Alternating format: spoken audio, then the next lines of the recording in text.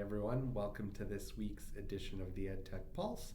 My name's Devin Austin, here to take you on a journey through social emotional learning with Microsoft Reflect. So let's jump in, get started, and explore this amazing tool.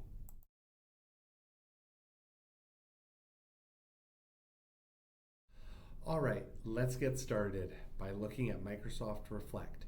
So just to let you know, there are two places that we can go in order to engage with this social emotional tool. Again, social emotional learning is so important. We want to know how our students are feeling in an educational setting and how we are engaging them, how we can help them to express those emotions. It's very important. So first off, we can go here to our Microsoft Teams. So I'm just in one of my class teams right here.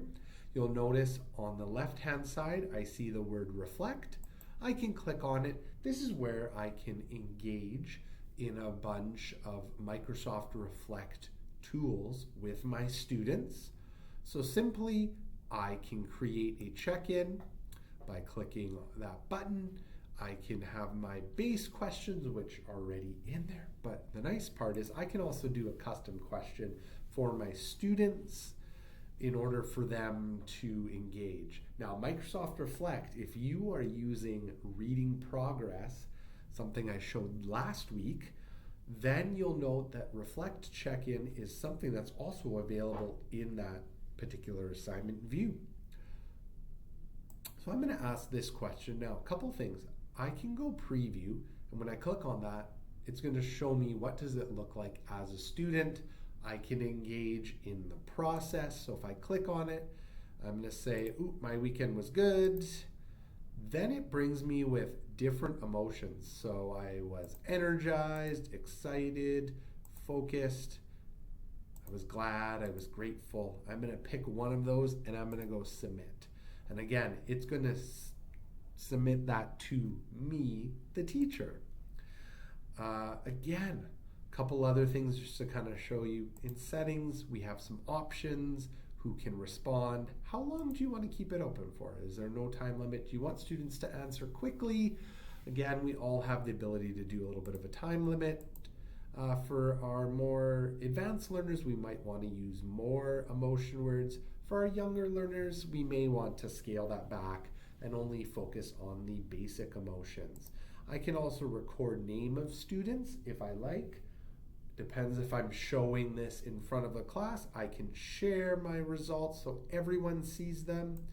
These are all awesome things that I can do. So I can again go create check-in, and right away it's going to be right there. You're going to notice respondents' names will not be recorded, so something I will see very easily. But if I toggle over here, I can go to a bunch of different things. So I have my ability to close the check-in, delete it. I can ask it again. So that way I have my little bank of check-ins that I want to use with students.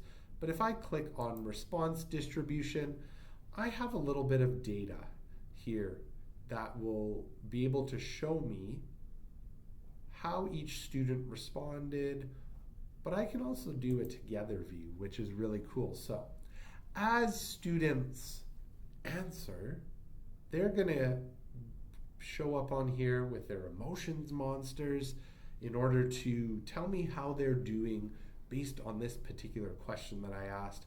I can go here to more options, I can save the image, or I can simply close it.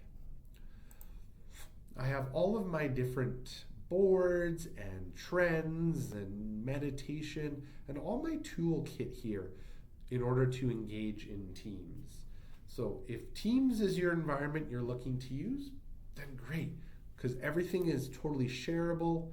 It is also easy to put up on your board to engage students with. Now, one thing I do want to show is you may choose to go here to the web version. So all you need to type in is Microsoft Reflect, and it's going to be this very, very first one. So you can click on it, and This site is awesome because it gives you a little bit of a breakdown, how to create, and some information more about insights and all of the awesome resources and activities that you can do with students. So we're going to want to go get started. It's going to log you in. So the interface is very similar in Teams, but we have all of these awesome tools. And one other thing that may be of use to you is a share button. So without even going in, or having students, I should say, go into Microsoft Reflect, we can simply click, again, our little share button, directly share that right to Google Classroom to get our students to engage in the check-in overall. Again, I can, as the teacher, look at my trends. It'll pull up my students who have used this before. And again, we have things like brain breaks. So we have meditation. So they've partnered with Calm, which is an awesome meditation collection. We have a whole bunch of audio things that students can listen to, and mindfulness. I can star them so that way I can easily access them. There. So let's say we're going to do this mindfulness. It's just a simple play. I can do this as a whole class by popping it up on my board, or just like I did for the share check-in, I have the ability to give it to my Google Classroom right from it within Reflect. So meditation is a great way to get the students to listen and just break things down and have a quiet, peaceful meditation break. I have movement activities here with my feelings monster, as well as things in Calm. Maybe our students have been sitting too long. Working through the wiggles is a great one. I have little easy games that students can do in order to express emotions, guess emotions, even just take a little break.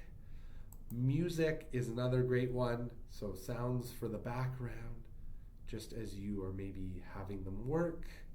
And one of my favorites is podcasts. These are awesome because we can have conversations around social emotional learning and integrate that right into the curriculum, into our physical education and wellness curriculum by using these podcasts, getting students to listen, and then reflecting on it through whatever medium you want. So there's lots of different ones here, like confusion, frustration to progress, managing anxiety, recharging. These are all awesome ones that I would really suggest. And again, anytime you star something and you click favorites, you'll notice that it'll show up there. So any of these activities in there, as well as Calm. Again, this is just going to put the whole collection of Calm resources. This is a tool that's in development, so it is going to change. There's always going to be new things added into it. So I highly suggest either coming here to this reflect.microsoft.com and exploring that, or again, go in through Teams, explore what you need. That's just a quick little information snippet for you on Microsoft Reflect. Looking forward to hearing how you might use this with students. If you have any questions, feel free to reach out to your emerging technology team. Bye for now.